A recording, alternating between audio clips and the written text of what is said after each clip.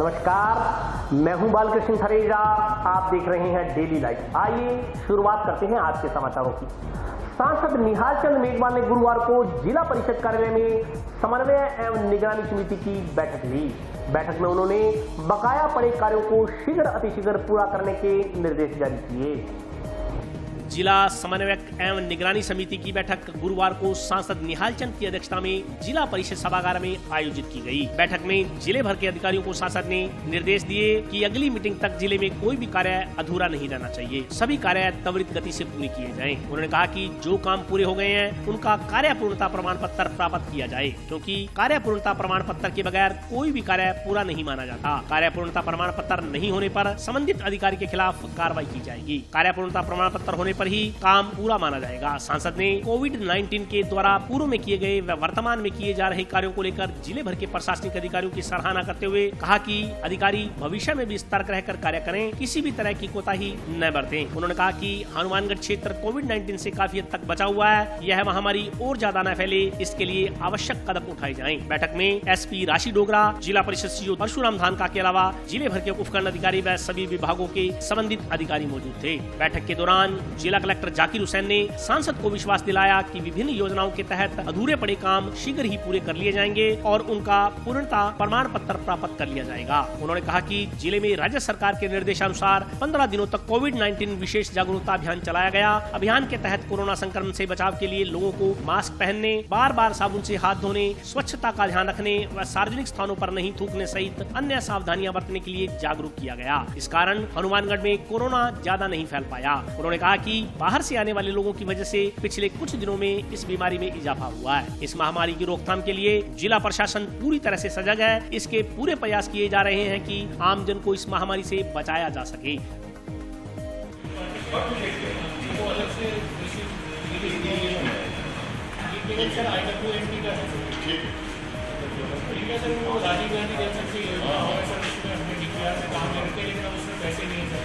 बाकी जो सर गरीब कल्याण अभियान है जो नरेगा में जो कवर हो गया ना, तो 328 का मैंने सभी वीडियो साहब की मीटिंग ले ली है और पहले तुरंत पीएस मीटिंग था कि 125 दिन में इनको हो गया। आज जिले की मॉनिटरिंग की मीटिंग थी। जितने भी केंद्र सरकार की योजनाएं हैं और राजस्थान सरकार की योजनाएं, जिन योजनाओं को गांव के अंतिम छोर पर पहुंचाने का काम प्रशासन कर रहा है, हमारी कितनी योजनाएं पेंडिंग है, कितनी कंप्लीट हो गई, उसके लिए ये मीटिंग बुलाई गई थी। और ये मीटिंग क्वार्टरली होती है, लेकिन आज हम लोग काफ़ी दिनों के बाद में कोविड-19 की वजह से ये मीटिंग थोड़ी डिले हुई है। और मैं समझता हूँ कि बहुत अच्छी मीटिंग हुई। अधिकारियों को भी हमने निर्देश दिए हैं कि आने वाले समय में कोई भी काम जिले में पेंडिंग नहीं रहे। केंद्र सरकार की सारी योजनाओं का काम, उनके विकास है या फिर उनकी योजनाएं हैं, उनका सारा अंतिम छोर तक हर व्यक्ति को लाभ मिले, इसके लिए हम लोगों ने आदेश जारी किए। कुछ कोविड-19 को लेके ऑफिस बंद पड़े थे, इसकी वजह से काफ़ी दिक्कत आई है। और मैं समझता हूँ कि कोविड-19 में हम लोग एक सफल संघर्ष में इसमें निकलेंगे और उसके बाद में सारे काम कंप्लीट हम लोग करेंगे। अभी ये मीटिंग में बात उठी थी दिव्यांग के लिए, अभी आज हम लोग नोट बना रहे हैं। इसके लिए मैं भारत सरकार को भी लिखूंगा और मैं खुद बात करूंगा कि दिव्यांग है, जो लोग नेत्रहीन है, जो ऐसे लोग हैं, उनके लिए विशेष प्रायोरिटी रखें और विशेष प्रायोरिटी हम लोग उनके लिए रखेंगे। यह बात भी मैं सरकार से कहूँगा। कोई ऐसा पर्टिकुलर केस है तो आप मुझे बता दो, मैं अभी दिखवा लेता हूँ। ये कोई पर्टिकुलर ऐसा केस है कि जो जिसका हाईकोर्ट से भी रोक लगी है। कुछ जो जमीन है वो फॉरेस्ट्री डिपार्टमेंट की है, कुछ कस्टोडियम की है। वो लोग पात्रता में भी आते हैं, लेकिन जमीन नहीं होने की वजह से अगर वहाँ पे सैंक्शन भी हो जाए तो उसको हम बना नहीं सकते। ऐसी परिस्थिति हमारे सामने आई है। इसके लिए हम लोग सरकार से बात करेंगे।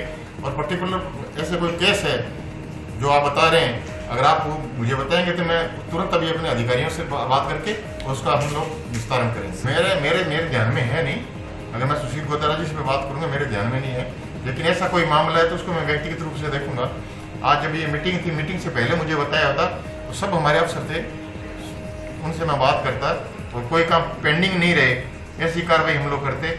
लेकिन ये जो मुझे बता रहे हो, इसके लिए मैं विशेष व्यक्तिगत रूप से मैं खुद बात कर दूंगा। गुरुवार दोपहर जंक्शन में खुंजा नहर से एक अज्ञात व्यक्ति की लाश बरामद हुई। पुलिस ने शव की शिनाख्त के लिए उसे जिला अस्पताल की मोर्चरी में रखवाया है। खुंजा नहर से गुरुवार को सड़ी गली हालत में एक शव बरामद हुआ है। पुलिस ने पहचान के लिए लाश को जिला अस्पताल की मोर्चरी रूम में रखवाया है। जानकारी के अनुसार गुरुवार दोपहर को जंक्शन पुलिस को सूचना मिली कि श्रीगंगानगर रोड पर स्थित पेशवानी नर्सरी के पास खुंजा नहर के पुल में अज्ञात व्यक्ति की लाश फंसी हुई है। सूचना मिलने पर पुलिस तथा नागरिक सुरक्षा आपदा प्रबंधन की टीम मौके पर पहुंची। आपदा प्रबंधन टीम के सदस्यों ने पुल के पास पाइप के नीचे फंसी लाश को कड़ी मशक्कत के बाद बाहर निकाला। पुलिस के अनुसार करीब 45 वर्षीय मृतक की लाश पीछे से बहकर आई लगती है। बदन पर कमीज के अलावा कोई कपड़ा नहीं है। लाश के इस पास से कोई ऐसा दस्तावेज भी नहीं मिला जिससे फिलहाल उसकी पहचान हो सके।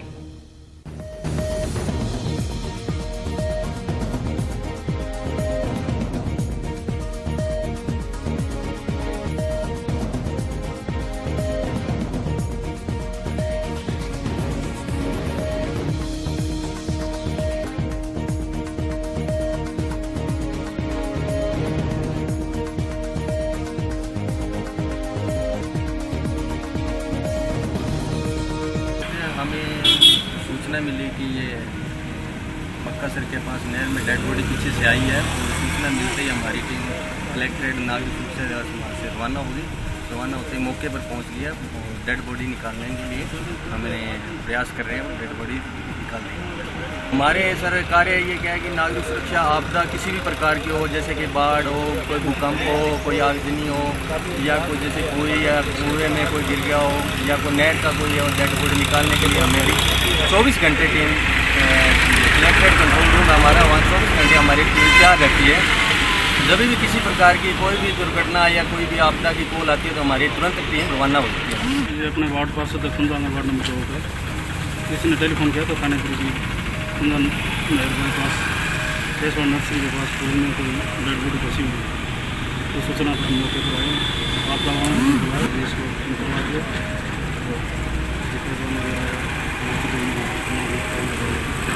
नहीं उसको निकालने के बाद नहीं पता क्या सड़ी गड़ी हालत में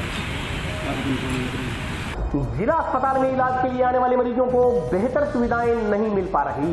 आपातकाल वार्ड में इलाज के लिए आए एक मरीज को असुविधाओं के चलते काफी परेशानी झेलनी पड़ी। जिला अस्पताल में इलाज के लिए आने वाले मरीजों को परेशानियां झेलनी पड़ रही हैं। इलाज के लिए आपातकाल वार्ड में आए एक मरीज ने बताया कि लंबे इंतजार के बाद और लंबी कतार में लगने के बाद भी अस्पताल प्रबंधन की ओर से उसकी कोई सुध नहीं दी गई। डबलिया ठान निवासी शेर खान ने बताया कि सुबह बाइक और ट्रैक्टर की टक्कर में उसे व उसके दोस्त को चोटें आई थी। अस्पताल में जब वह इलाज के लिए आया तो आपातकाल वार्ड में ड्यूटी कर रहे चिकित्सक ने उसके दोस्त को श्रीगंगानगर रेफर करने की सलाह दी, जबकि उसे प्राथमिक उपचार के लिए घंटों लंबा इंतजार करवाया गया। पीड़ित शेर खान ने बताया कि उसने अस्पताल वार्ड के स्टाफ को अपनी स्थिति के बारे में बताते हुए कहा था कि उसे काफी दर्द हो रहा है। परामर्श पर्ची पर स्पष्ट रूप से लिखा गया था कि मरीज को पेन किलर इंजेक्शन की जरूरत है, लेकिन इसके बावजूद अस्पताल में कार्यरत स्टाफ द्वारा उसकी हालत पर ध्यान नहीं दिया गया। शेर खान ने आरोप लगाया कि दुर्घटना में उसके पांव और शरीर के अन्य हिस्सों पर खरोंचे और स्वेलिंग आ गई, इससे उसे काफी दर्द हो रहा था। अस्पताल में प्राथमिक उपचार के नाम पर औपचारिकता कर उसे वहाँ इलाज के लिए लंबा इंतजार करवाया गया।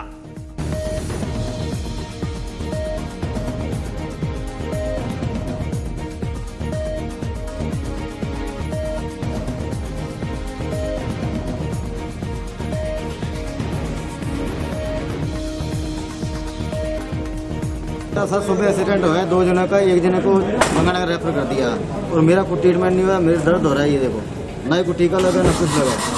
ये मेरी साइड देखो, 4 बार बोल दिया, कोई सुनाई नहीं हुई। देखो डॉक्टर एक बार आया था, उन्हें सुबह सन चाहिए, उसके बाद मैंने कहा टीका लगा दो, नहीं लगाया टीका।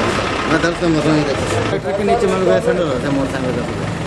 घग्गर नदी में पानी की आवक के साथ ही हनुमानगढ़ व श्रीगंगानगर जिले के हजारों किसानों को फसल सिंचाई के लिए मांग के अनुसार पानी मिल सकेगा। वहीं घग्गर नदी के जलग्रहण क्षेत्रों में बरसात के बाद पानी की आवक लगातार तेज हो रही है।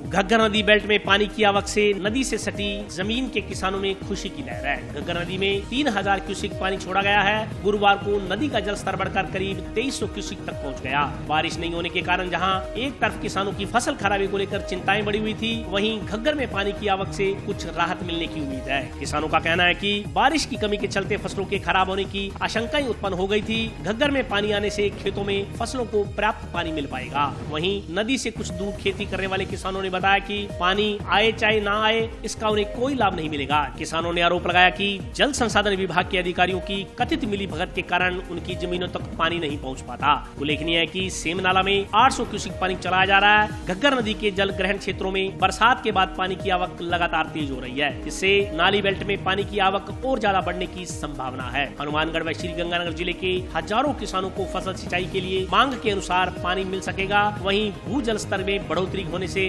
नलकूपों से अधिक पानी निकल सकेगा। पिछले वर्ष घग्गर में 18 जुलाई को पानी आया था, लेकिन इस बार 3 दिन पहले ही घग्गर में पानी की आवक हुई। वर्तमान में धान उत्पादक किसानों को सिंचाई पानी की सबसे ज्यादा जरूरत है। ऐसे में घग्गर में आया पानी फसलों के लिए जीवनदायक सिद्ध होगा। नाली बेल्ट में 5000 क्यूसेक पानी चलाया जा सकता है। इससे ज्यादा पानी छोड़ने पर खतरे का अंदेशा रहता है।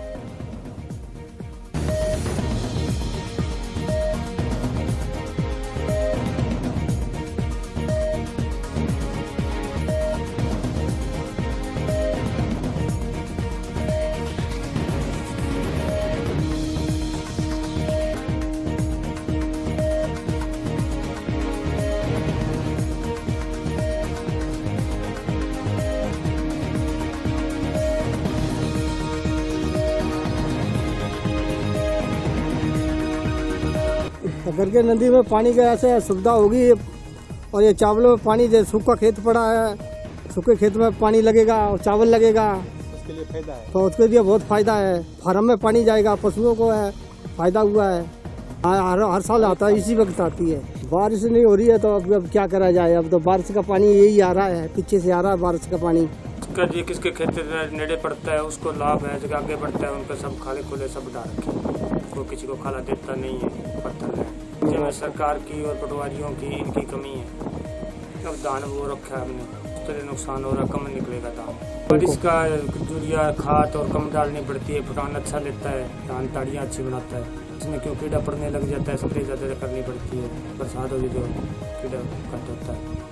और ये साथ में जो किसके बंदे लगे साथ में डोड़ा है उनके साथ होगा। और उसका वजह पत्थर लेने खड़े है, जगह सब बंद है। और अभी वक्त है ब्रेक का, हाजिर होता हूँ छोटे से ब्रेक के बाद।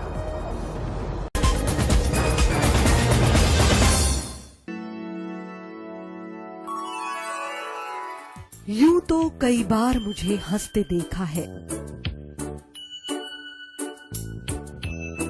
पर ये हंसी कुछ और है। ये गहना मुझ पर जचता है, पर ये महज एक गहना नहीं। ये रूपरेखा है मेरे मन की, हंसती खिलखिलाती लहरों की, जो आतुर थी अब तक मुझ पर सजने को। इसलिए ये गहना ही मेरा सच्चा श्रृंगार है, श्रृंगार है, श्रृंगार है।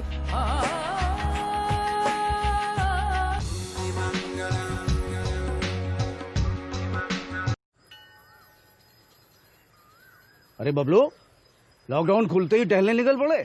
महामारी अभी फैली हुई है। सरपंच जी टहलने नहीं, काम पे वापस जा रहे हैं। तुझे डर नहीं लगता वायरस पकड़ लेगा? पहले थोड़ा बहुत डर लगता था, फिर पता चला कि अगर मैंने पूरी सावधानी बरती तो ये बीमारी होने की संभावना कम है। सबसे महत्वपूर्ण है ये मास्क। काम पर मास्क हमेशा पहनूंगा, समय समय पर हाथ धोता रहूंगा और दूसरों से हर वक्त कम से कम 2 गज की दूरी बनाए रखूंगा। खुद को, दूसरों को और अपने परिवार वालों को भी सुरक्षित रखूंगा। अरे भाई, मेरी जिम्मेदारी बनती है तुझे चेतावनी देना, तो दे दिया। जब देश के मेडिकल और स्वच्छता कर्मचारी रोज कोरोना वायरस से लड़ने का काम कर रहे हैं, तो हमारी भी तो जिम्मेदारी बनती है अपना काम करने की। बबलू, तुझे कुछ हो गया तो? हजारों लोग इस बीमारी को हराकर ठीक हो चुके हैं, और अगर किसी कारण मुझे ये बीमारी हो भी जाए तो सरकार ने अस्पताल में हमारे इलाज के लिए पर्याप्त व्यवस्था कर रखी है।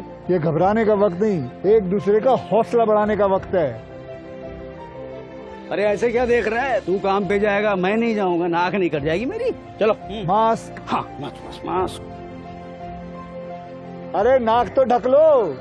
हाँ कोरोना वायरस से हमें लड़ाई जारी रखनी पड़ेगी, पर उससे डर कर नहीं, पूरी सावधानी के साथ डट कर चलिए।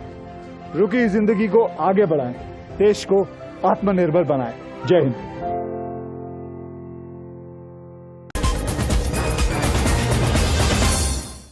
ब्रेक के बाद स्वागत है। आइए नजर डालते हैं अगले समाचारों पर। जंक्शन में 30 बेड के अस्पताल निर्माण हेतु भूमि आवंटन के लिए चिकित्सा एवं स्वास्थ्य विभाग ने नगर परिषद को पत्र लिखा है। इस संदर्भ में सीएमएचओ डॉक्टर अरुण चमड़िया ने विस्तार से जानकारी दी। चिकित्सा एवं स्वास्थ्य विभाग हनुमानगढ़ द्वारा जंक्शन में 30 बेड के अस्पताल निर्माण हेतु लगातार प्रयास जारी हैं। पूर्व में जंक्शन में श्रीगंगानगर फाटक के नजदीक कैनाल कॉलोनी में 30 बेड का अस्पताल बनना प्रस्तावित हुआ था। इस संदर्भ में जानकारी देते हुए सीएमएचओ डॉक्टर अरुण चमड़िया ने बताया कि हनुमानगढ़ क्षेत्रफल की दृष्टि से काफी बड़ा जिला है। केवल टाउन में जिला अस्पताल स्थापित है, जबकि जंक्शन में चिकित्सा सुविधाओं को बढ़ाने के लिए लंबे समय से 30 बेड का अस्पताल बनाने का प्रस्ताव चल रहा है, लेकिन अभी तक अस्पताल नहीं बन पाया है। उन्होंने बताया कि अस्पताल निर्माण के लिए जो जगह प्रस्तावित हुई थी वह काफी कम थी। 30 बेड के अस्पताल के लिए नगर परिषद को भूमि आवंटन के लिए चिकित्सा एवं स्वास्थ्य विभाग की तरफ से पत्र लिखा गया है। उन्होंने कहा कि जितनी जल्दी कागजी कार्रवाई पूर्ण होगी उतनी ही जल्दी अस्पताल निर्माण कार्य आरंभ हो सकेगा, ताकि जंक्शन के इलाके के लोगों को नजदीक ही चिकित्सा सुविधाएं उपलब्ध हो सकें। हाँ, जो 30 बेड का हॉस्पिटल जंक्शन में प्रस्तावित था, काफी समय से नहीं बन पा रहा है। हालांकि हमने इसके लिए अतिरिक्त जमीन की मांग की थी। अब उस पर उतनी जमीन न मिलके कुछ और जो 3000 जो मिल रही थी उसके 700-1500 और मांग देकर हो पाएगा शायद। तो मैं समझता हूँ कि उतनी ज़मीन की हमें मिलती है वैसे ही प्रस्ताव बना के भेजेंगे और वहाँ अपने को मिल जाएगा। ये जो नगर पालिका देंगी ना ज़मीन, तो नगर पालिका को दोबारा से हम भेजिए सूचना भी आप दे दो, जो कुछ मान रहे उतनी। समाज सेवी स्वर्गीय जट्टूराम ग्रोवर की पुण्यतिथि पर टाउन स्थित अपनाघर वृद्धाश्रम में जन सेवा आश्रम समिति की ओर से श्रद्धांजलि सभा का आयोजन किया गया। टाउन स्थित वृद्धाश्रम में जन सेवा आश्रम समिति के तत्वाधान में देहदानी जट्टूराम ग्रोवर की पुण्यतिथि के मौके पर कार्यक्रम का आयोजन किया गया। कार्यक्रम में बोलते हुए अरुणोदय सभा के अध्यक्ष अनिल धुड़िया ने कहा कि समाज और मानवता की सेवा में योगदान देने वाले व्यक्ति हमारे प्रेरणा स्रोत हैं। हमें उनके नक्शे कदम पर चलते हुए समाज और मानवता के हित में सेवा कार्य जारी रखनी चाहिए। उन्होंने कहा कि जट्टूराम ग्रोवर ने अपना संपूर्ण जीवन मानवता और समाज के हित में गुजारा। उन्होंने अकेले ही वृद्धाश्रम की स्थापना की, जो आज भी बेसहारा बुजुर्गों का सहारा बना हुआ है। हमें उनकी याद को चिरस्थायी बनाने के लिए काम करना चाहिए। कार्यक्रम में अपने विचार व्यक्त करते हुए वृद्धाश्रम समिति के अध्यक्ष सतीश कटारिया ने कहा कि कोई धन का दान करता है तो कोई अन्न का दान करता है, परंतु स्वर्गीय जट्टूराम ग्रोवर ऐसे व्यक्तित्व के इंसान थे जिन्होंने धन व अन्न के साथ अपनी देह का दान करके समाज के समक्ष अनूठी मिसाल पेश की। जन सेवा आश्रम समिति के अध्यक्ष राजेश बंसल और सचिव साहिल ग्रोवर ने स्वर्गीय जट्टूराम ग्रोवर के व्यक्तित्व एवं कृतित्व पर प्रकाश डाला। उन्होंने कहा कि समाज में मानवता की सेवा को अपना परम धर्म मानकर चलने वाले देहदानी से हमें प्रेरणा लेनी चाहिए। इस मौके पर जन सेवा आश्रम समिति की ओर से वृद्ध आश्रम में रह रहे बुजुर्गों को रोग प्रतिरोधक क्षमता बढ़ाने के लिए आयुर्वेदिक काढ़ा, च्यवनप्राश एवं दवाओं का निःशुल्क वितरण किया गया। समिति की ओर से वृद्ध आश्रम में चल रहे निर्माण कार्य के लिए 15,000 रूपए का सहयोग चेक द्वारा भेंट किया गया। इस अवसर पर संरक्षक भवनेश ग्रोवर, मुरारी लाल सचदेवा, सुनील मोगा, राजकुमार रहेजा, केवल कृष्ण ग्रोवर, कंवर भान, राजेंद्र ग्रोवर, रोहित सरदाना, संदीप कुमार सहित अन्य गणमान्य लोग उपस्थित थे।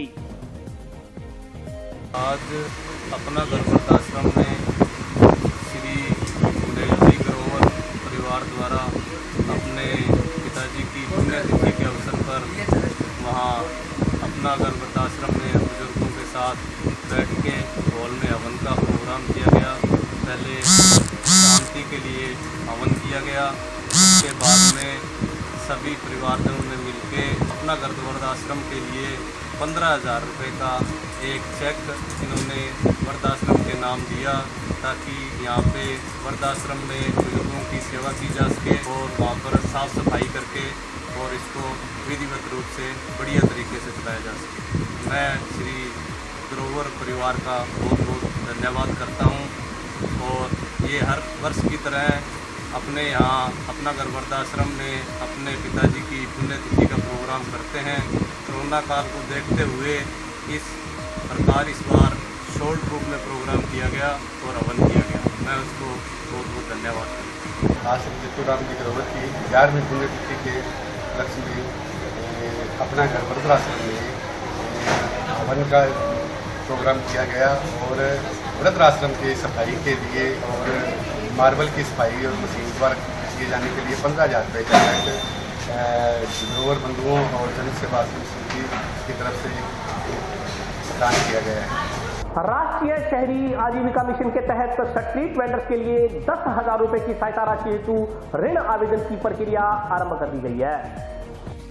दीनदयाल अंत्योदय मिशन राष्ट्रीय शहरी आजीविका मिशन NUML के तहत पथ विक्रेताओं के लिए लोन आवेदन की प्रक्रिया आरंभ कर दी गई है। NULM के तहत फुटकर विक्रेताओं को प्रधानमंत्री राहत कोष के तहत 10,000 रुपए की सहायता राशि दी जाएगी। इसे 1 वर्ष में लौटाना होगा। NULM के डिस्ट्रिक्ट मैनेजर प्रदीप अरोड़ा ने बताया कि स्ट्रीट वेंडर्स के वेरिफिकेशन के लिए पूर्व में सर्वे किया गया था। इसमें टाउन व जंक्शन के 2273 स्ट्रीट वेंडर्स के पथ विक्रेता प्रमाण पत्र बनाए गए थे। NULM कार्यालय में पथ विक्रेताओं को प्रमाण पत्र वितरित किए जा रहे हैं। इसके साथ ही 10,000 रुपए की सहायता राशि हेतु आवश्यक दस्तावेजों की प्रतियां भी पथ विक्रेताओं से ली जा रही हैं। उन्होंने बताया कि जिन स्ट्रीट वेंडर्स के प्रमाण पत्र बन चुके हैं वही ऋण योजना के लिए पात्र होंगे। NULM कार्यालय में अब करीब 100 लोग ऋण के लिए आवेदन कर चुके हैं। उन्होंने बताया कि वेरिफिकेशन के बाद संबंधित बैंक खाता के जरिए सहायता राशि स्ट्रीट वेंडर्स को दी जाएगी। फिलहाल ऋण के लिए ऑफलाइन फार्म भरे जा रहे हैं। जल्द ही फार्म भरने की प्रक्रिया ऑनलाइन कर दी जाएगी। इसके अलावा उन्होंने बताया कि लोन के लिए आवेदनकर्ताओं का आधार कार्ड बैंक से लिंक होना अनिवार्य है।